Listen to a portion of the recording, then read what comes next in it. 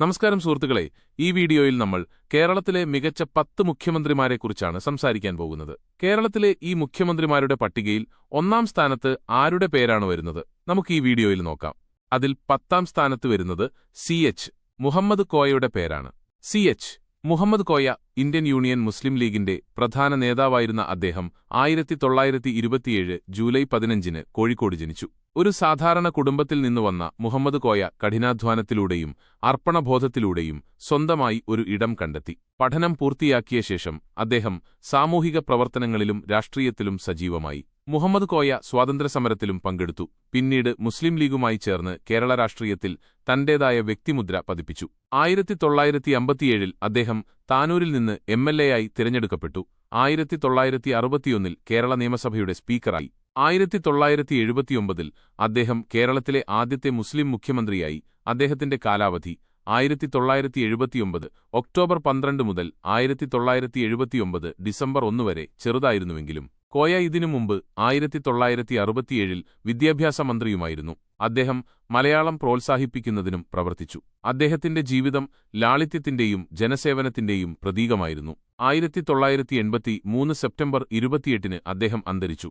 എന്നാൽ അദ്ദേഹത്തിന്റെ സത്യസന്ധതയും അർപ്പണബോധവും ഇന്നും ജനങ്ങളെ പ്രചോദിപ്പിക്കുന്നു.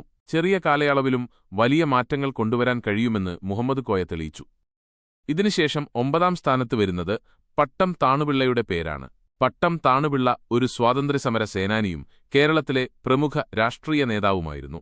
1885 ജൂലൈ 15 തിരുവിതാംകൂറിലെ തിരുവനന്തപുരത്ത് ഒരു സാധാരണ കുടുംബത്തിലാണ് അദ്ദേഹം ജനിച്ചത്. താണു വിദ്യാസമ്പന്നനും ഒരു സാമൂഹ്യ പരിഷ്കർത്താവുമായിരുന്നു. കേരള രാഷ്ട്രീയത്തിൽ അദ്ദേഹം വലിയ സംഭാവനകൾ നൽകി. താണുപിള്ള നിയമം പഠിക്കുകയും സാമൂഹിക അസമത്വത്തിനെതിരെ ശബ്ദമുയർത്തുകയും ചെയ്തു. ശ്രീനാരായണ ഗുരുവിന്റെ പ്രസ്ഥാനത്താൽ അദ്ദേഹം സ്വാധീനിക്കപ്പെടുകയും നായർ സമുദായത്തിലെ പരിഷ്കരണങ്ങൾക്കായി പ്രവർത്തിക്കുകയും ചെയ്തു.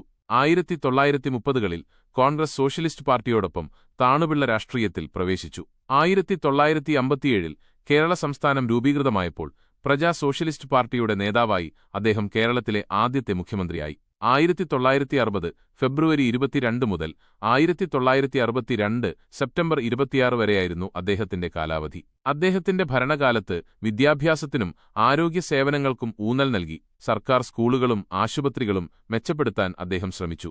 അദ്ദേഹത്തിന്റെ സർക്കാർ സാമൂഹിക സമത്വത്തിനും പാവപ്പെട്ടവരുടെ ക്ഷേമത്തിനും വേണ്ടി നിരവധി നടപടികൾ സ്വീകരിച്ചു. 1964 അദ്ദേഹം മണിപ്പൂരിന്റെ ഗവർണറായി.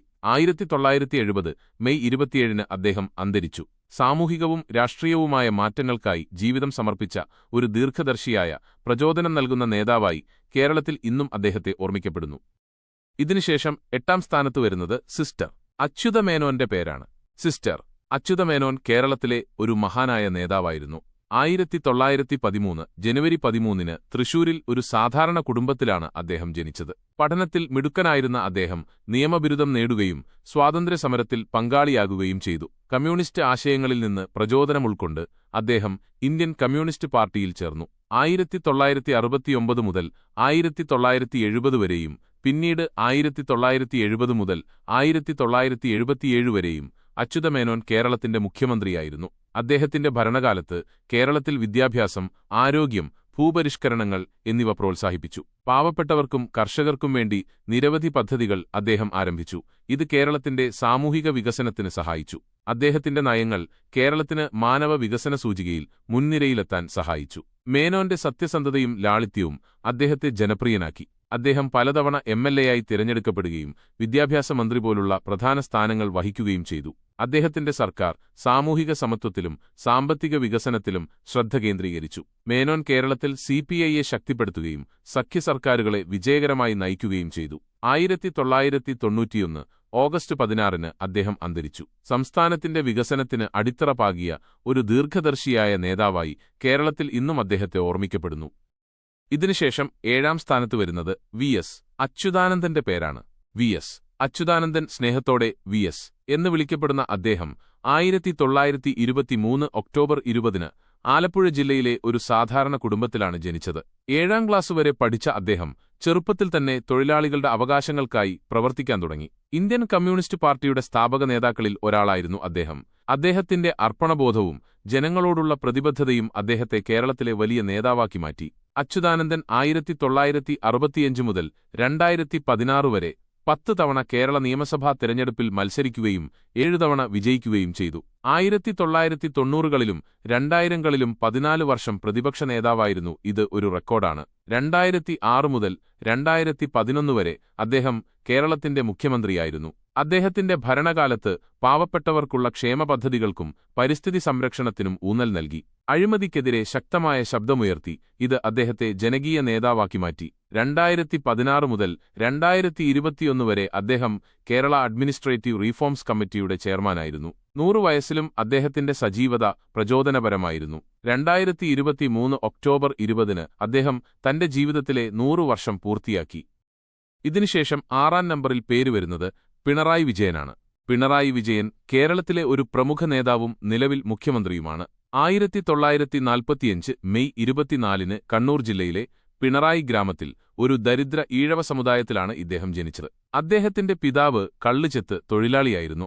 വിജയൻ സർക്കാർ ബ്രണ്ണൻ കോളേജിൽ നിന്ന് വിദ്യാഭ്യാസം നേടി 1964 ഇന്ത്യൻ കമ്മ്യൂണിസ്റ്റ് പാർട്ടിയിൽ ചേർന്ന് രാഷ്ട്രീയം ആരംഭിച്ചു. വിദ്യാർത്ഥി യുവജന സംഘടനകളിൽ സജീവമായിരുന്ന അദ്ദേഹം പലതവണ ജയിൽവാസം അനുഭവിച്ചു.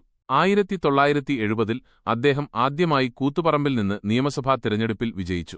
അതിനുശേഷം പിണറായി 1977 മുതൽ 2021 വരെ പലതവണ എംഎൽഎയായി.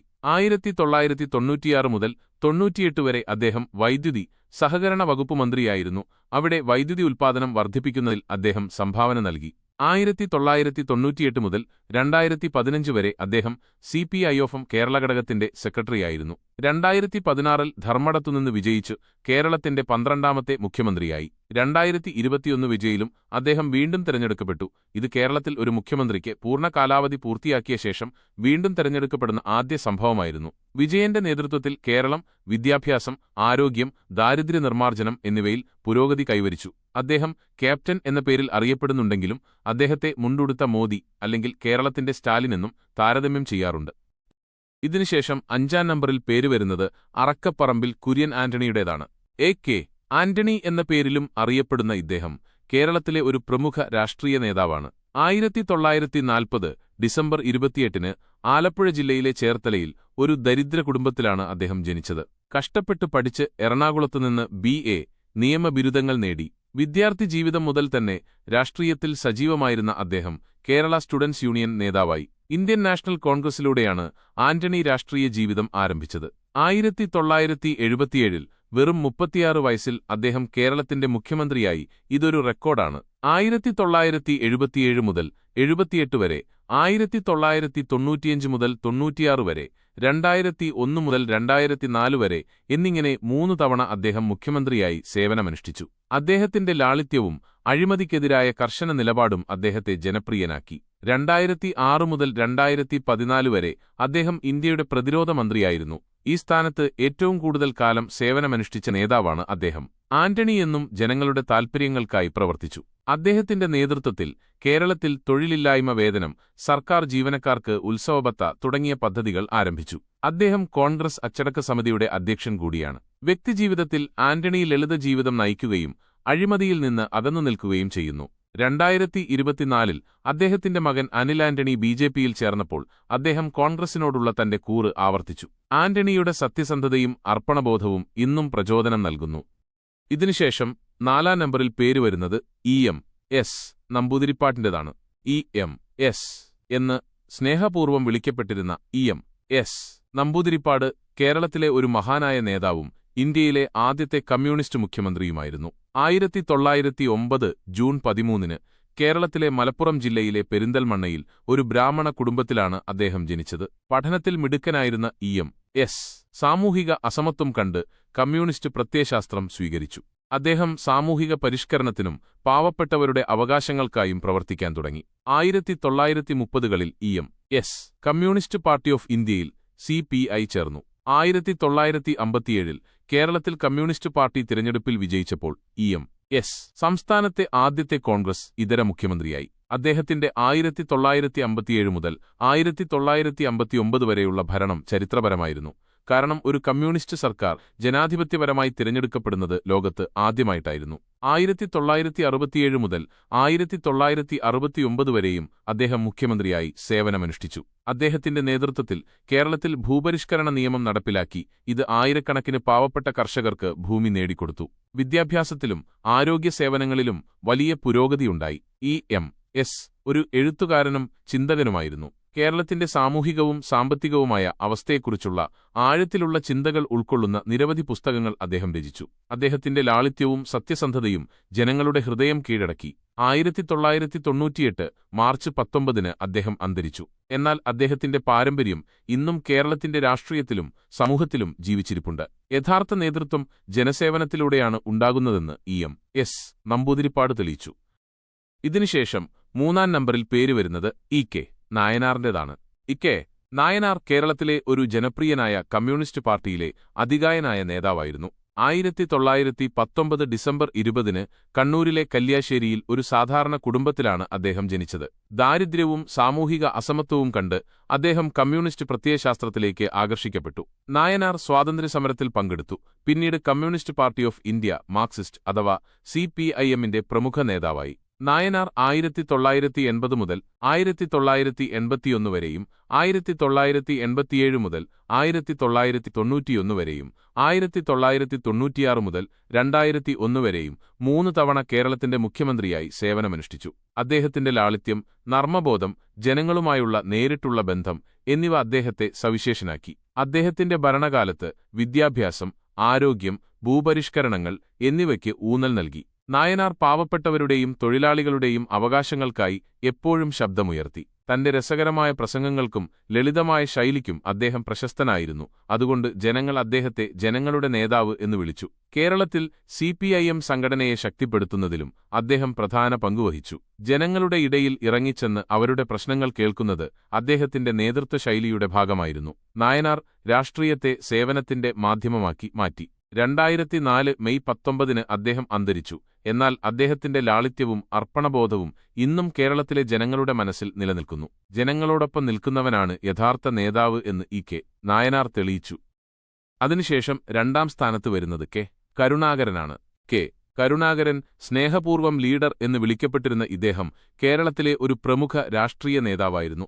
1918 ജൂലൈ 5 കണ്ണൂരിലെ ചിറക്കലിൽ അദ്ദേഹം ജനിച്ചു. ഒരു സാധാരണ കുടുംബത്തിൽ നിന്ന് വന്നിട്ടും തന്റെ കഠിനാധ്വാനവും നേതൃത്വവും കൊണ്ട് കരുണാകരൻ കേരള രാഷ്ട്രീയത്തിൽ വലിയ പേര് നേടി. അദ്ദേഹം ഇന്ത്യൻ നാഷണൽ കോൺഗ്രസിന്റെ പ്രധാന നേതാവായിരുന്നു. കരുണാകരൻ 1971 മുതൽ 1995 വരെ 4 തവണ കേരളത്തിന്റെ മുഖ്യമന്ത്രിയായിരുന്നു. കേരളത്തിൽ വികസനത്തിനും സാമൂഹിക പരിഷ്കാരങ്ങൾക്കും കരുണാകരൻ ഊന്നൽ നൽകി. അദ്ദേഹത്തിന്റെ ഭരണകാലത്ത് അടിസ്ഥാന സൗകര്യങ്ങൾ, വിദ്യാഭ്യാസം, ആരോഗ്യസേവനങ്ങൾ എന്നിവയിൽ വലിയ പുരോഗതിയുണ്ടായി. കർക്കശമായ ഭരണശൈലിക്കും ജനങ്ങളുമായുള്ള അടുപ്പത്തിനും അദ്ദേഹം പേരുകേട്ടവനായിരുന്നു. അദ്ദേഹത്തിന്റെ നയങ്ങൾ കേരളത്തിന്റെ വ്യാവസായികവും സാമൂഹികവുമായ പുരോഗതിക്ക് സംഭാവന നൽകി. എന്നിരുന്നാലും അദ്ദേഹത്തിന്റെ രാഷ്ട്രീയ ജീവിതത്തിൽ ചില വിവാദങ്ങളുമുണ്ടായിരുന്നു. കരുണാകരന്റെ ലാളിത്യവും ദൃഢതയും അദ്ദേഹത്തെ ജനങ്ങൾക്ക് പ്രിയങ്കരനാക്കി. അദ്ദേഹം കോൺഗ്രസിന്റെ ദേശീയ നേതൃത്വത്തിലും സജീവമായിരുന്നു. കേന്ദ്ര ആഭ്യന്തരമന്ത്രി പോലുള്ള പ്രധാന പദവികൾ വഹിച്ചു. 2024 കേന്ദ്രമന്ത്രി സുരേഷ് ഗോപി അദ്ദേഹത്തെ ധീരനായ ഭരണാധികാരി എന്ന് വിശേഷിപ്പിച്ച് ആദരിച്ചു. 2010 ഡിസംബർ 23 അദ്ദേഹം അന്തരിച്ചു. എന്നാൽ അദ്ദേഹത്തിന്റെ പാരമ്പര്യം ഇന്നും കേരള രാഷ്ട്രീയത്തിന് പ്രചോദനമാണ്. കഠിനാധ്വാനവും ജനസേവനവും കൊണ്ട് ആർക്കും വലിയ സ്ഥാനങ്ങളിൽ എത്താൻ കഴിയുമെന്ന് കെ. കരുണാകരൻ തെളിയിച്ചു. അതിനുശേഷം 1-ാം സ്ഥാനത്ത് വരുന്നത് ഉമ്മൻചാണ്ടിയാണ്. ഉമ്മൻചാണ്ടി കേരളത്തിലെ ഏറ്റവും ജനപ്രിയരും ജനകീയരുമായ രാഷ്ട്രീയ നേതാക്കളിൽ ഒരാളായിരുന്നു. 1943 ഒക്ടോബർ 31 ആലപ്പുഴ ജില്ലയിലെ പുതുപ്പള്ളിയിൽ അദ്ദേഹം ജനിച്ചു. ഇന്ത്യൻ നാഷണൽ കോൺഗ്രസിന്റെ പ്രമുഖ നേതാവായ ചാണ്ടി തന്റെ ലാളിത്യവും ജനങ്ങളുമായുള്ള ആഴത്തിലുള്ള ബന്ധവും കൊണ്ട് ആളുകളുടെ ഹൃദയം കീഴടക്കി. പഠനം പൂർത്തിയാക്കിയ ശേഷം അദ്ദേഹം യൂത്ത് കോൺഗ്രസിലൂടെ രാഷ്ട്രീയത്തിൽ പ്രവേശിച്ചു. താമസിയാതെ തന്റെ കഠിനാധ്വാനം കൊണ്ട് ഉയരങ്ങളിൽ എത്തിച്ചേർന്നു. ഉമ്മൻചാണ്ടി 2004 മുതൽ 2006 വരെയും 2011 മുതൽ 2016 വരെയും കേരളത്തിന്റെ മുഖ്യമന്ത്രിയായി സേവനമനുഷ്ഠിച്ചു. അദ്ദേഹത്തിന്റെ ഭരണകാലത്ത് ജനസമ്പർക്കം എന്ന പരിപാടി വളരെ പ്രസിദ്ധമായിരുന്നു. ഇതിലൂടെ അദ്ദേഹം നേരിട്ട് ജനങ്ങളുടെ പ്രശ്നങ്ങൾ കേൾക്കുകയും പരിഹാരങ്ങൾ കണ്ടെത്തുകയും ചെയ്തു. വിദ്യാഭ്യാസം, ആരോഗ്യം, അടിസ്ഥാന സൗകര്യങ്ങൾ എന്നിവയുടെ വികസനത്തിനുള്ള അദ്ദേഹത്തിന്റെ സംഭാവനകൾ ഇന്നും സ്മരിക്കപ്പെടുന്നു. അദ്ദേഹത്തിന്റെ സർക്കാർ വിവരസാങ്കേതിക വിദ്യയെയും ടൂറിസത്തെയും പ്രോത്സാഹിപ്പിക്കുന്നതിന് നിരവധി നടപടികൾ സ്വീകരിച്ചു. ചാണ്ടിയുടെ ഏറ്റവും വലിയ പ്രത്യേകത അദ്ദേഹത്തിന്റെ എളുപ്പത്തിലുള്ള ലഭ്യതയായിരുന്നു. അദ്ദേഹം എപ്പോഴും ജനങ്ങൾക്ക് ലഭ്യമായിരുന്നു. അതുകൊണ്ടാണ് ആളുകൾ അദ്ദേഹത്തെ ജനങ്ങളുടെ മുഖ്യമന്ത്രി എന്ന് വിളിച്ചിരുന്നത്. എന്നിരുന്നാലും അദ്ദേഹത്തിന്റെ ഭരണകാലത്ത് ചില വിവാദങ്ങളുമുണ്ടായിരുന്നു. പക്ഷേ അദ്ദേഹത്തിന്റെ സത്യസന്ധതയെയും അർപ്പണബോധത്തെയും ഒരിക്കലും ചോദ്യം ചെയ്തിട്ടില്ല.